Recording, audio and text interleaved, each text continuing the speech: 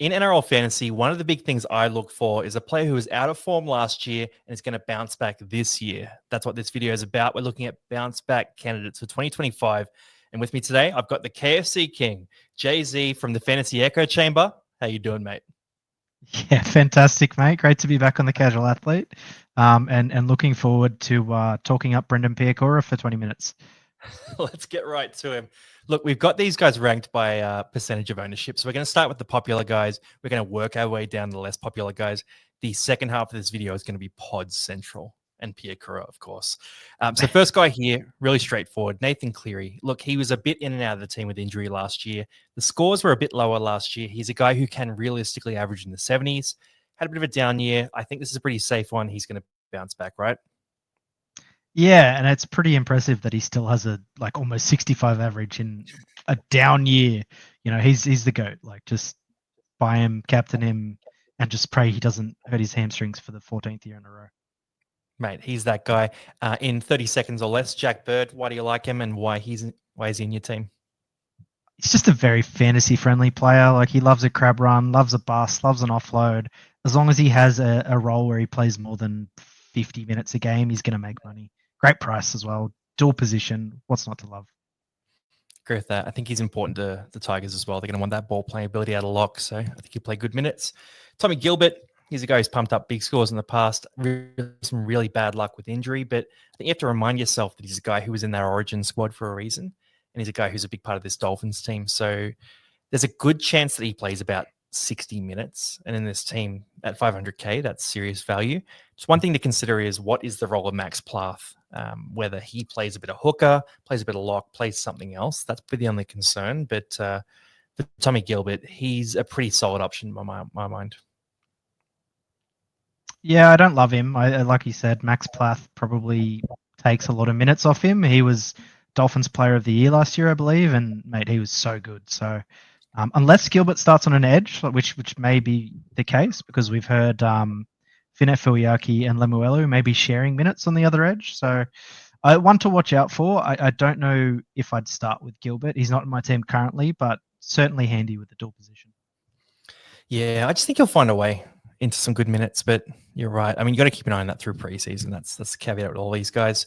Cam Munster, some talk that the running is still a bit of a work in progress, but 589K for a guy who has averaged 60 plus in the past, priced at that 44 point. I think this is a bit of a no-brainer, right? Like, he's one of those guys who, if he's fit for round one, you trust that he's going to be fit for round one. He's going to get shit done. Do I think he's going to be a 60 average? Probably not, but I think he'll pretty comfortably step into the 50s as long as he looks reasonably fit. Yeah, fully agree. Cameron Munster's been a gun pretty much every season since he came into the first grade side. Not much to talk about there. Brilliant football player, scores plenty of fantasy points. Like, just buy him. Easy. Well, I'll throw Papali'i to you then, man, because we agree on this one as well. Yeah, Papali'i, one of the best fantasy edge second rowers of all time when he plays the minutes, and playing in a very, very strong side this year. Obviously, there's a bit of a difference between going to the 4-time reigning premiers as opposed to playing for the 3-time reigning wooden spooners. So I think you can probably expect a bit of an uptick in attacking stats from him.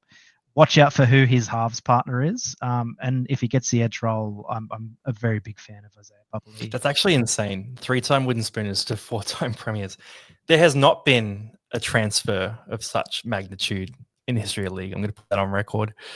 So jumping down then, this is an interesting one. Ryan Pappenhausen. And look, priced at that 39.7 from last year. He's a guy who has averaged around that 50 mark in the past. And from fantasy points of view, he's got the pedigree to do it. For me, this one is really about the eye test. So I want to watch him in the preseason. I want to see him running at the line hard like he used to. And he used to be one of those guys who would just burst through the line on kick returns, burst through the line on those sort of sweep plays. If we see Pappenhausen back to that sort of form, he's a guy I'm going to weirdly consider. And 15.7% ownership here. I don't think that's an indicator of how unpopular he is amongst sort of real fantasy coaches. Yeah, and he's a guy where if Melbourne are doing as well as I think me and you are both predicting them to do, he'll be involved in a lot of points. If there's any inclination that he gets the goal kicking back, he's like basically a no-brainer. And yeah, I just think that Pappenhausen is just so electric. And this Melbourne side, for mine, are going to win the minor premiership quite comfortably. I think they're going to absolutely blow sides off the park. Yeah, I mean, they should be good. 26 years old as well. So still young, still time to sort of step back into that form. Super straightforward. Harry Grant, he's been a 65 average for years. That dropped down to 53 last year. It's a pretty safe bet to say it'll bounce back upward. Whether it goes back to 65 is a question, but I think he's probably the candidate for top hooker this year. Yeah, fully agree. He's in my team. He's like Melbourne's captain. Safest bet, I think, in terms of starting hookers. Yeah, he's that guy. Steve Crichton. Now, this is where it starts getting loopy. There's actually some crazy ones as we go down as well. But Stephen Crichton, his average dropped off about 10 points last year. He moved from Penrith to the Dogs. He passed the eye test at the Dogs, right? He was playing good footy, and there were weeks where he jumped off the page and, scored some big fantasy points. But this is about how you see the Dogs and how you see Stephen Crichton. So do you think he can get back to that sort of 40, 42 average yet at Penrith? That's a question for every fantasy coach at home. I'm not tipping it. I'm not a big fan of the outside backs at the Dogs outside of Carraz, who's just got that monster work rate. But I can see why some people might invest in Stephen Crichton, maybe in a draft league as a late flyer, or if they're really a Doggies diehard and think the Dogs are going to win the comp this year, then potentially in their classic teams. Yeah, elite footballer in real life, but he's a terrible fantasy pick. Whenever he scored well for Penrith, he's just scored like an absurd amount of tries and also was playing for Penrith. So Bulldogs aren't going to score that many points. Yeah, the Justin Hodges of modern fantasy. All right, Corey Horsburgh then. I'll throw him to you because Horsburgh, I know you're a bit of a Horsburgh guy. He looks like he has a bit of KFC with us as well. Priced at $550K, and he's a guy who has pumped some big averages in the past. Do you see him bouncing back? I hope so. Look, Canberra play their best football when Corey Horsburgh is the lock. I don't know what's going to happen in the way of Morgan Smithies. Like, the guy is just a tackle bot, and I don't think he really offers that much. But Horsburgh is that kind of ball-playing guy, despite being a massive, also really damaging ball runner. So keep an eye on the kind of minutes he gets. I don't know if I'd start with him in round one, but if he comes out and he plays 60-plus minutes in Vegas, trade someone down to him and buy him, because that year, I think it was 23, he just exploded. He averaged 65 for 10 plus games or something. Like, really, really strong pick if he gets the role. Absolute monster. I'm with you there too. I don't really understand him being behind Smithies. There must have been something off the field last year. What about this? Bit of a curveball. He's named starting prop, let's say. Does that make him interesting to you, or do you think the minutes will be too low? I think, just reverting back to what I just said, not in round one. If he plays 60 plus minutes, trade him in. Yeah. Otherwise, I would just wait and see on Horsburgh. Okay, so conservative on the horse. Johnny Bateman, I'll drop him in. There's no guarantee that he steps into 80 minutes, but the fact that Lukey is out for a while does free up a starting spot. So theoretically, John Bateman, he could potentially get back to that previous glory. I believe his averages before his Tigers tenure were between 54 and 62. He's a bit older now, though, so you got to keep that in mind. But I do like the way the Cowboys play with their back rowers, and there's going to be plenty of opportunity for attacking footy for John Bateman. So right now he's in my starting side, but I do want that 80-minute role for him.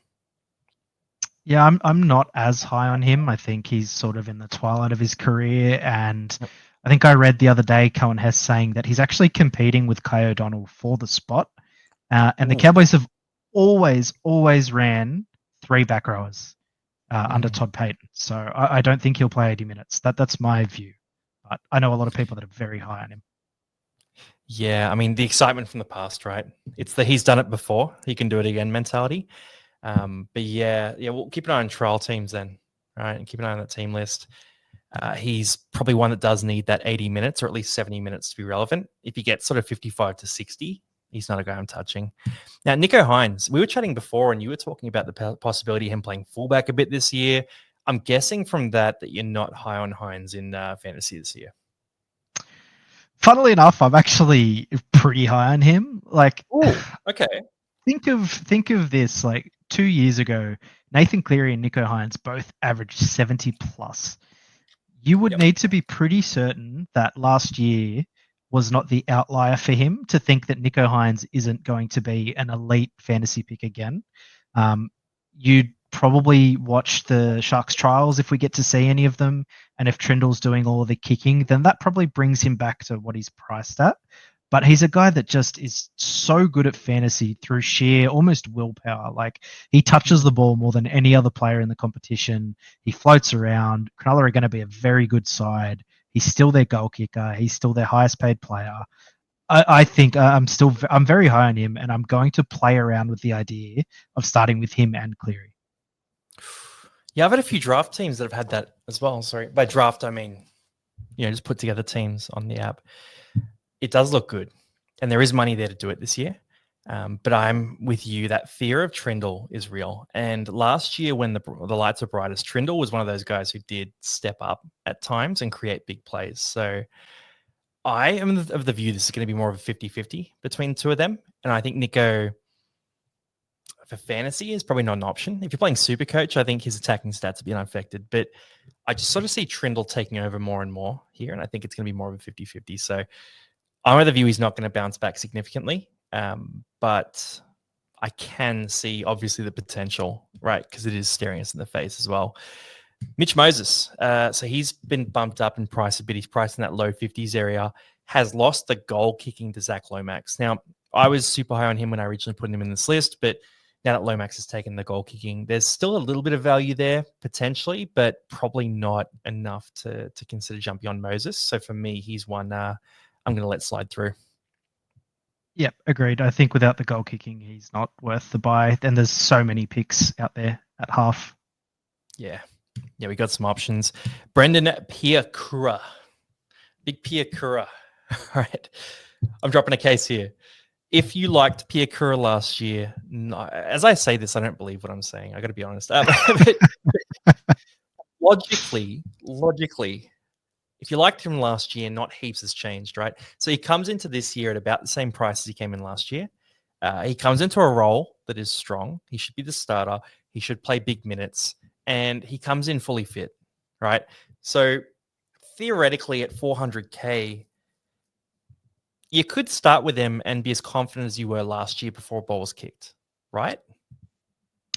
Yeah, he's a starting back rower who will probably play 80 minutes. And I think you can expect not just for him, but for Brisbane as well, like a big bounce back year.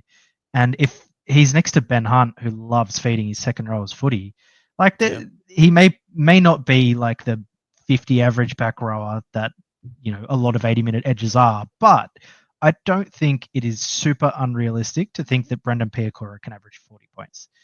Last year, I'm strongly of the opinion it was absolute worst case scenario for him, and there is merit to buying him, assuming he is still starting in round one. 4.3% ownership, so it's quite low. Be a mega pod. Like you said, the attacking upside's there too, so it's not going to be consistent week to week, but he could pop out some big scores in the right matchups. So yeah, keep an eye out. The Roosters are a bit under strength as well right now, so it could be a bit of a beat up for the Broncos if they do play it right. So we're basically saying buy Piakura. It just feels so gross though, doesn't it? Yeah, it's not the most secure pick. I'll say that much. Yeah. Now we get to some pretty outrageous ones. So Josh Schuster up first.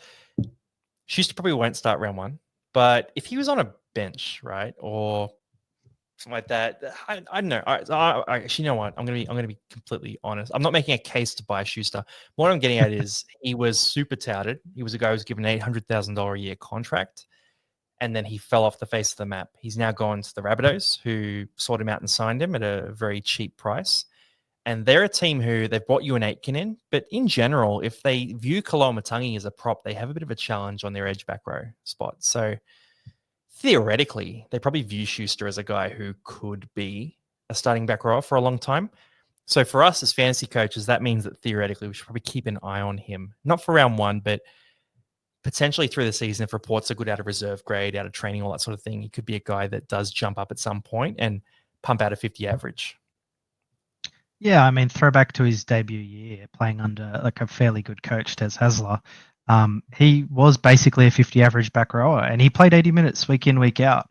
And not to mention, he is an outrageously fun player to watch. Like the guy just doesn't look when he passes, like makes line breaks. Like he is so fun. He's like Felipe Mateo, but yeah, I don't think he'll have the role to start with. But if anyone can get the best out of him, it's Wayne Bennett.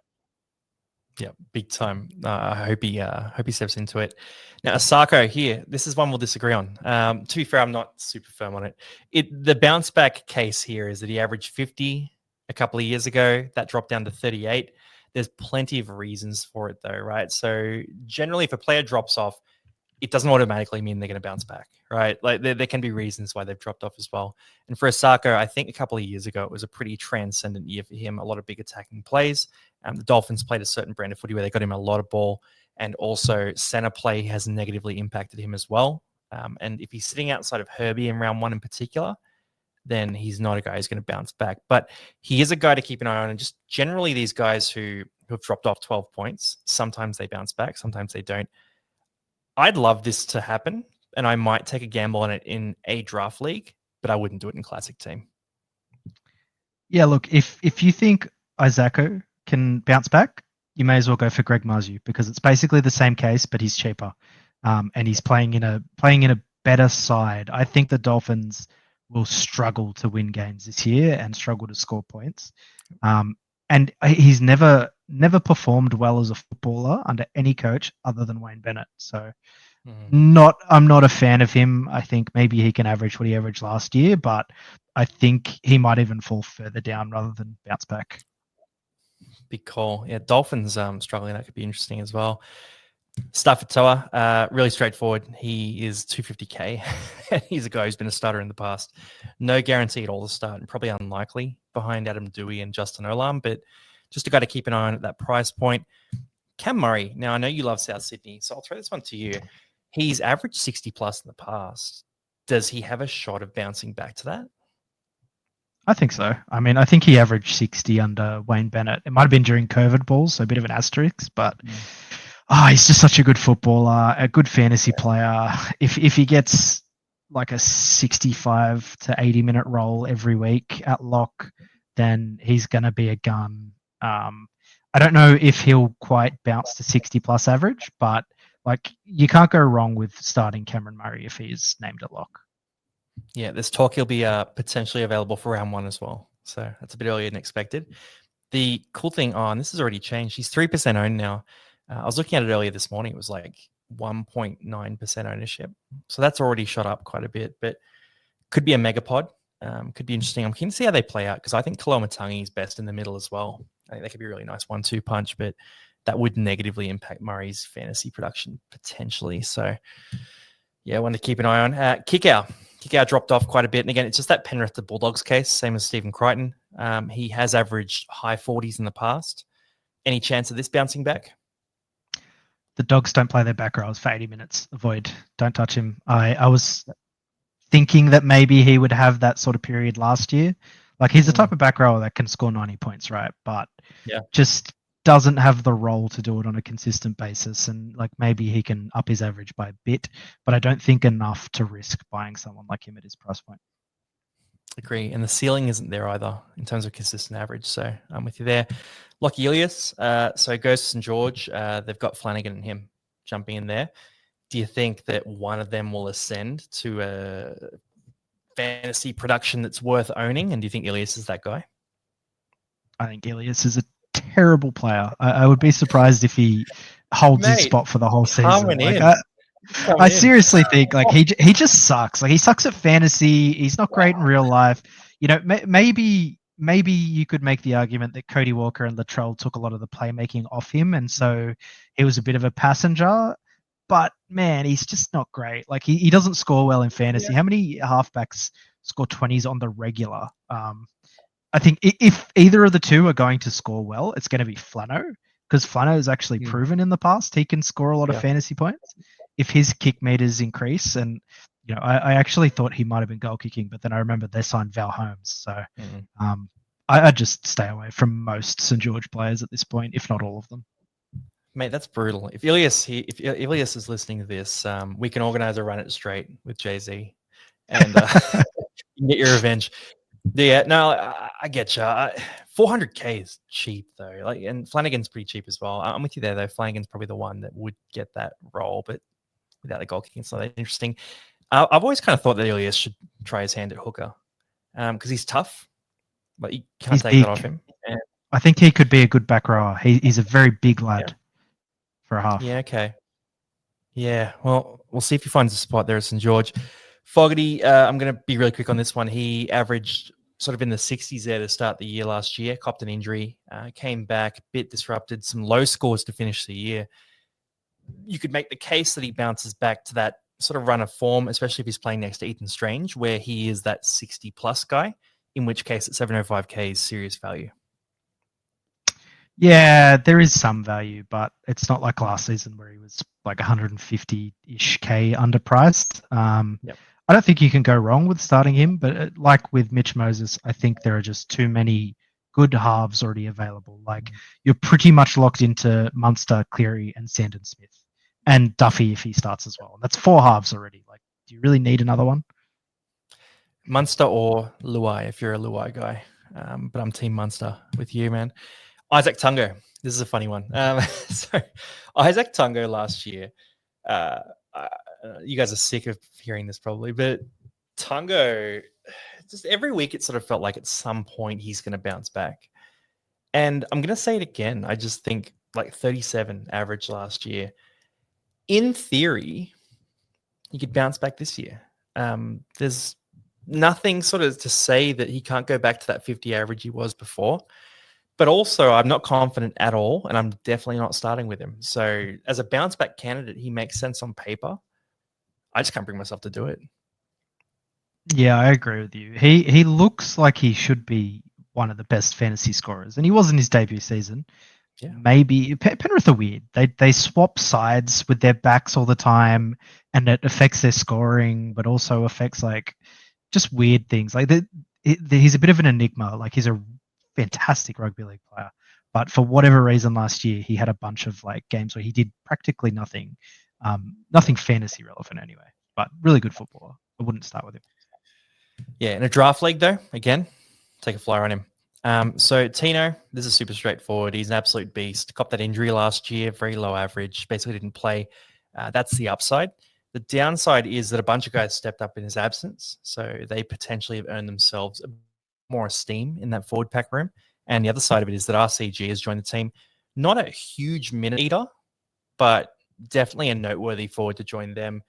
Could potentially, be for Tino as well. I mean, I look at RCG sort of joining him. Maybe RCG take more of those tough first hit ups, and Tino gets to take some of those easier second hit ups potentially. But overall, I think Tino's a pretty safe bet to outperform his price, but not by enough for me to jump on round one. Yeah, and I think you might even see him get eased back into the big minutes. Yeah. Obviously, like he's the alpha in that pack. He will be the big minute guy, but I don't know if he'll start that way. Coming back off an ACL, you probably expect his performance to get better as the season goes on, and they've priced him up, which I hate. So I'm not starting with him. I probably wouldn't recommend starting with him, but at some point in the season, he's going to be a buy. 2.5% is crazy low as well for him. Now, you mentioned Greg Marzu before, 2% ownership. That's super low for a guy who has averaged 50 in the past and who has a great run of fixtures to start the year. Tigers round one. As time goes on, I get more and more keen on Greg Marzu. Yeah, I know you're a big fan, and he is like one of the most quintessential fantasy guys because Oh, yeah. he just breaks yeah. tackles for fun. Like, and he runs for 200 plus meters a game. The thing that suffered last year was his try scoring, and if Ponga's playing more time, and like you said, we have a softer run to start the year, then like you could probably expect him to outscore his average. I don't think he'll be a 50 average again, but I definitely think 40 plus is not unrealistic. The thing with this, though, is you look at a season average, right? He could go on a run where he's a 60 average, right? So if you've got this easy run of fixtures to start for a stretch, he's a 60 average, and you don't keep him all year. But I think he has that massive upside. I'll throw a question at you then. So Greg Marzu, I think he's a pretty safe bet as a bounce back candidate. He's a guy I'm aggressively targeting in draft leagues because he's serious value over there, and I might start with him in Classic. I haven't decided yet. But if you had one spot left and you had Greg Marzu and let's say Blaze Talangi at the same price point at wing fullback, and Blaze Talangi is starting at 6 for Penrith, which one of them do you jump onto? Greg Mazu. Blaise Talungi Yeah. is kind of the opposite. Like his role is better this year because he's playing at Penrith, but traditionally he's not a very good fantasy scorer. If you look at even his cup stats and his stats at Parramatta, he just doesn't get involved enough. And I think at Penrith, Cleary's going to do all the kicking. Even if Schneider comes in because Cleary gets injured, he'll do all the kicking. And Talungi's going to have touches but not be fantastic. So Greg all the way. Yeah. I'm with you there. I think Talangi will have some big games though, like some of those big attacking stat games. He's capable of that. The other thing I'll shout out is I can't remember the numbers. I think he played a couple of games in the halves for Para last year. I think it was 7 and 2 missed tackles in those games. So the 7 is what I'm really looking at there, which is pretty terrifying. So yeah, Greggy Marzu, Super Pod. I'm going to keep quiet on this one though. So if you saw this, you weren't meant to see it. Jermaine Hopgood, 1.8% ownership. Low ownership. Bit of an injury collab for round 1.